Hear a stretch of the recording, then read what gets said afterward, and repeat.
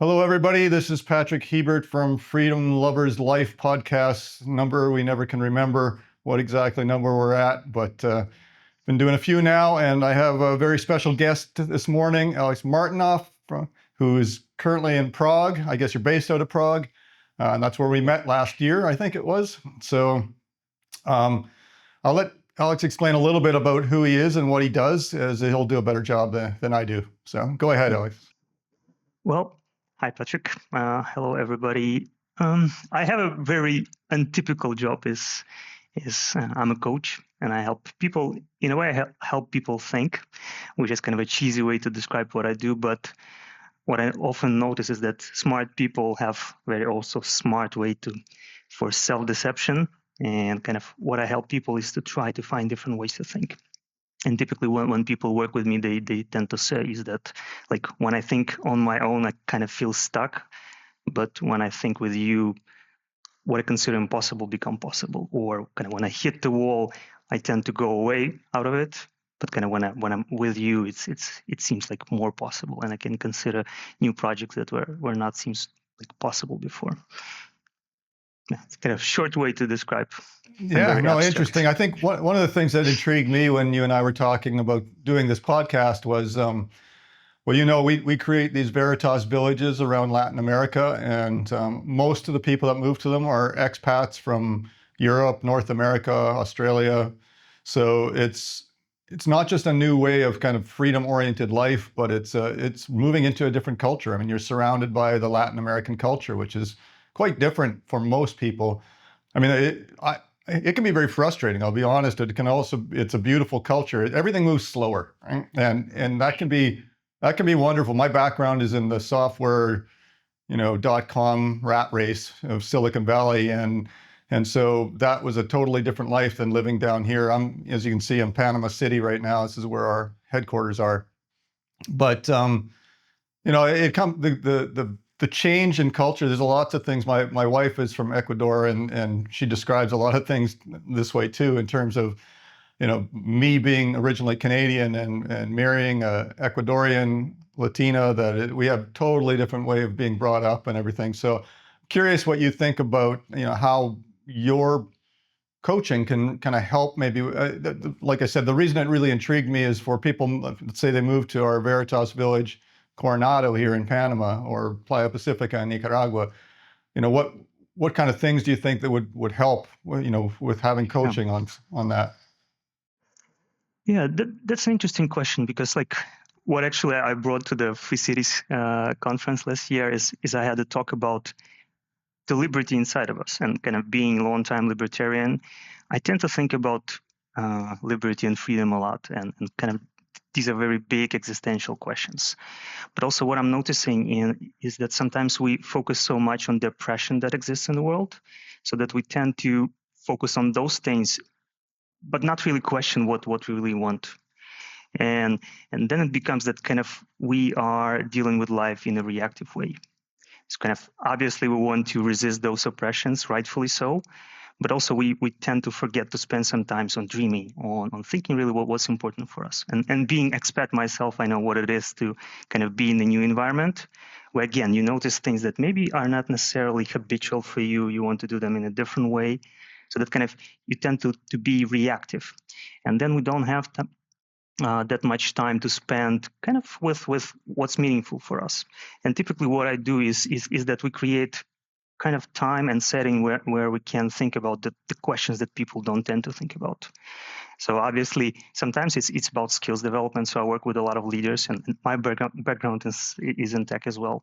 But like some of it is about skills building, like how can you communicate with people who communicate in a different way? How you can use your body even in a different way, because body is also kind of often communicates in interesting ways. But also it's about like, what do I really want? And considering this question is typically very difficult, because there is no linear way to answer it. And therefore, especially people who are with tech background, or who are with financial background, people who are quite successful in their corporate life, they don't have like schemes to think about and structures to think about questions like this.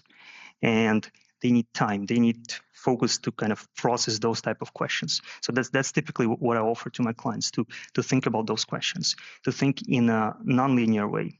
Because like obviously a lot of people have very, very well developed rational brains, but our motivation, our sense of aliveness, they typically come from a different sense, like from our heart. And a lot of people are disconnected from heart. And like connecting the head and heart and finding meaning, finding purpose, finding motivation in one's life is typically something that requires spending some quality time, which we don't necessarily spend on our own. Yeah, I think what you're saying about purpose for sure really resonates with me. I think I've had a very lucky, blessed life. I've did well in the software industry. I'm proud that companies out there are still using software I helped write 20 years ago, 30 years ago. I'm dating myself a little bit now, but I think what the purpose thing, the thing that we're doing now, I really feel like we're doing something special, and by creating the Veritas Villages for people, and giving people a place where they can go. So for me, that's purpose, and that really helps keep my attitude very positive. Like there's something going on here that I was meant to do, type of thing. But I spend 15 hours a day, it feels like, solving problems, and I get caught in that trap a lot myself, right? So once in a while, I just sit there on my deck, which is just back there in the picture, and stare out at the ocean with a glass of wine and try to, it's cliche and everything, but try to be in the present, like just, literally like touching the palm tree beside me or whatever. And saying like, stop thinking about all the work stuff and all the issues you have to deal with, and try to enjoy, because I've found like, we started one of our communities about 5 years ago. And I realized that 5 years just went by in a blink of an eye, and I really hadn't sat back and really enjoyed what we were accomplishing. And so I'm trying to do more of that now. And I think it's kind of a little bit of what you're talking about too. Yeah. And, like it's archetypical way to think of it as like a midlife crisis, where people doing things for 10, 20, 30 years, and they look back and they don't fully understand what exactly I was doing. And this mode of kind of business problem solving, it makes people excited, but kind of when the excitement fades away, typically there is some kind of emptiness. And like the whole idea of like coaching, sometimes therapy, is about like how to, because sometimes people have big life changes or death around them, or like illness that kind of bring them back into life, and they understand what's more important. And this is more like involuntary stop that makes us think about our life, our place in our life. But coaching can offer an opportunity to make this voluntary stop. What if I just take stock of my life, where I am, what I really want, what's really meaningful for me? Kind of not to wait for this possibility of being stopped by life to think about those things. Yeah, I remember someone that was, sad story, but basically on their deathbed, and looked back at life and went like, what did I do? What did I accomplish? There were so many times, so many nights that I worried about things that never amounted to anything. So many, concerns about finances and things that really never really meant anything in my life. And so what it feels like to me is what you're kind of saying is like, everybody on the planet right now today has the opportunity to kind of get ahead of that and go, okay, what do I want to accomplish between now and when I am on my deathbed? And, look at it from the front rather than looking back at it, right? So. Yeah, and also it's about the integration, because I have one client, he talks about like robot mode. So when he kind of focused on the project, he goes into this kind of robot mode. But he wants to be alive. He wants to work and also be alive, not just kind of like blank. Like I went there, did that, and kind of I don't remember what happened. So he wants to be alive. So it's more like how integrate, like you mentioned, like how to touch the leaves, how to touch the ground, how to breathe in fully. So these kind of things, and not be lost in what we do, but kind of being enriched by what we do. Yeah, it's interesting because I really, like I said, I feel blessed for the life I have and what we get to do every day, but sometimes you forget to appreciate it. And the time goes by so fast that it's difficult. And I was just talking to another coach like yourself the other day, and I can't remember the terms he used, but there's two modes in that he used, and maybe you know what I'm talking about or have words for it as well. But it's like there's being or doing, and I think it's something along those lines, right? And we're always in doing mode, and rarely stop and think, what am I being, right? Yeah. And like philosopher Martin Heidegger, he used the term like forgetfulness of being and mindfulness of being. And like sometimes we really kind of get disengaged and we just forget that we are alive human beings, because like we are so much kind of ingrained into routine that we're going through. Yeah, and I'm a pretty logical guy. I'm not very spiritual, I would say. Maybe that's a bad thing, but sometimes you hear just too many repeated terms like mindfulness or be in the present or whatever, and it just goes, frankly, right over my head. It's like, it's kind of like, I mean, you used the word existential, and right now in the U.S., that word gets used so much for, it's existential crisis to the democracy or whatever, those sorts of things. So it just, sometimes, like, I have to admit that I kind of brush off a lot of that stuff because of those, terms. It's like, the radical leftists tend to take those terms and change them like woke and things like that. And then it just, gets me to kind of ignore it. So, but lately I've been, kind of saying, okay, get past that, get past the terms that are overused a little bit and try to understand what the meaning behind it is. Yeah. And it's exactly, sometimes they quite abstract, those words. And like one word that kind of is thrown a lot in coaching circles is self-awareness. And people are like, what is self-awareness? And I try to operationalize those things. Like self-awareness is just like what you feel, what you think, what you notice, what you need, what you want in the moment. So they're very simple things. Like if a person stops from time to time and asks, like, what do I want right now? What kind of emotion do I have? What kind of sensations in the body might have? That's basically the simplest way to meditate, to be more mindful and to be more self-aware. And basically, as people, as leaders, we need to be self-aware, because like if we're not aware of what's happening to us, we cannot use ourselves in an efficient way. Like if we are in the negotiation, we are frustrated and we don't know that, probably we are not going to be effective. Or if we are afraid and we don't know that, we are not going to be afraid. Well, I'm curious of what your take on this is. I've noticed, I would say, in the last year, a lot more people that I run into have anxiety issues or, some form of depression, and to me, it almost seems to be like PTSD from COVID. Like, I know COVID was years ago now at this point, but it just seems like especially for young people, I think that got locked in their homes for a long period of time in a very impressionable age. I think, what do you see on that front? Yeah, well, I tend to think about schooling a lot, even though I don't have kids. And I think John Haidt's and Greg Lukianov's work is great on that. So basically, they talk about how school makes people traumatized. And I think in general, schooling is a training in basically making people unself-aware. Because like what's happening in a class, you just sit, you ignore your needs, and you listen to someone else telling you what to do. So basically, it's like a perfect desensitization to what you're really feeling. And then it comes at no surprise that at 30, at 40, people start thinking. And I have a lot of clients like this, like maybe successful on the outside, but they don't know what's happening inside of them, because basically they were taught not to pay attention to that. Because if I want to just kind of run outside, I cannot do that. If I want to study this, I cannot do it. So basically the message, sometimes not the explicit message, but the message is like, you don't know what you really need. Don't pay attention to yourself. And obviously kind of that repeated over and over and over again. Also known as socialism. Yes. Yeah. So, I mean, obviously a lot of the clients that we get, or the neighbors that we have in our communities, are looking for a bit of an escape from the authoritarian nature of the new governments around the world, like whether it's, in the UK or in Canada or in, Australia. So, that I find like the school, you mentioned schooling, and I'm older. So when I went to school, the main thing that I felt that was being taught was actually a good thing. It was being taught how to think. It wasn't so much taught a certain thing. I mean, we learned certain things. You learn, the anatomy of the body and all the different physics and stuff like that, math and everything.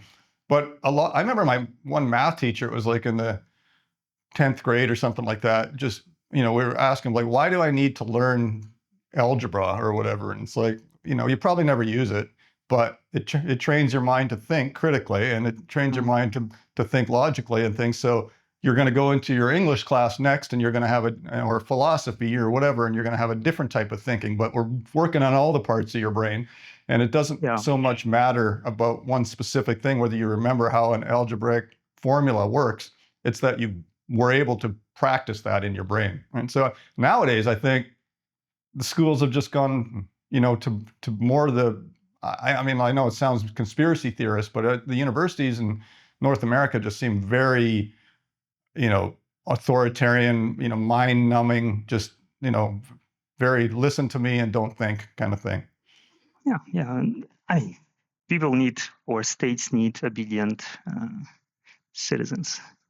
Yeah, I guess that's what it all boils down to. So how did you get into being a coach? That's an interesting question. I guess it started with, I always was interested in psychology and spirituality. I ended up kind of in tech, probably with more of an inertia, but I always was interested in kind of self-development and this type of thing, probably because I was thinking something was wrong with myself. Like it's less about like something wrong, but it's more like internal interpretation of what's happening. And one of those things I did was coaching training. And it resonated with me so much that I just realized I cannot not do it. So I've been doing it for 10 years since then. Nice. So what demographic, age-wise, male or female or whatever, do you typically find that your clients are? Well, it's because people still look for some kind of affinity. So a lot of people who come to me, they are from tech, and they like, I'm 41, they around that age. So, and I noticed that people around that age kind of getting into this demographic of midlife crisis. So they start asking the questions like, what is this anything to add to my life? Like, I don't feel motivated. I don't feel as engaged with my work. Kind of everything seems to be okay, but like, is it all to my life? So typically, it's kind of late 30s and 40s. That makes sense. That's kind of when I think I became more self-aware. I slipped out of robot mode somewhere in my late 30s, early 40s, but I mean that doesn't mean it, everything's fixed. It's just that you become a little bit more aware of that life is finite too. I mean, I used to build planes and crash them and all sorts of different things, and then I just thought, I was immortal, basically, when you're young, right? Yeah. And so I think that shift really is probably difficult for people. And for us, building these communities, I think, that's a typical age nowadays. Like it used to be, 20 years ago, even 10 years ago, our communities that we were building before the Veritas Villages were more just, retirement communities, because that was the person that was moving down here. And then COVID changed all that. Our demographic is young families with babies and teenagers and all sorts of different, people of different ages and different walks of life. And that's because they learned that they didn't have to necessarily go to an office to do their job. And then they decided, well, if I don't have to go to the office, then why am I living in, central Michigan or something, like when I could live in the tropics and have a nice climate? So, that we see a lot of that. But I'm sure that, that because that's probably the typical age group now that we're getting in our communities, that they would be the kind of person that would be doing, going through a lot of things at one time, right? You're going through a move, you're going through, you're potentially your kids are getting older, maybe even moving out and those sorts of things. I can see that, just talking about these things would probably be helpful. Yeah, and like typically it's indirect benefit of it is just like when you talk about things out loud. It becomes easier because like people just need to vent, and often kind of the families are not the setting where you go like to a spouse to just vent and talk about your frustrations, but also talking about the things that sometimes we don't dare to ask ourselves or to kind of admit to ourselves that these are the kind of questions that we are struggling with. So talking with someone who is kind of trained to listen for those things can be really helpful. Yeah, that's great. Well, we're going to put how to get in contact with you in the description down below this podcast video. Is there anything else you wanted to chat about before we go? I know these are kind of short podcasts, but wanted to get an opportunity to people to be introduced to you. So, Well, I'll be happy to talk. Just 30-minute chat to get to know each other and see whether I can help or maybe advise some kind of book or some resources that can be helpful. But also, your projects are really inspiring because, like, I've listened your podcast and your talk. It's really inspiring what you do down there. well, thank you very much, Alex. And we'll see each other again and get a chance to have a beer around some pub in Prague again this year. I'll be back I'll be speaking at the conference as well. So get a chance to know each other a little better this time. So thanks very much for being on the podcast, and I appreciate it. Thanks everybody for watching, and we'll show below here how to contact Alex if you'd like to. Thanks. Bye-bye.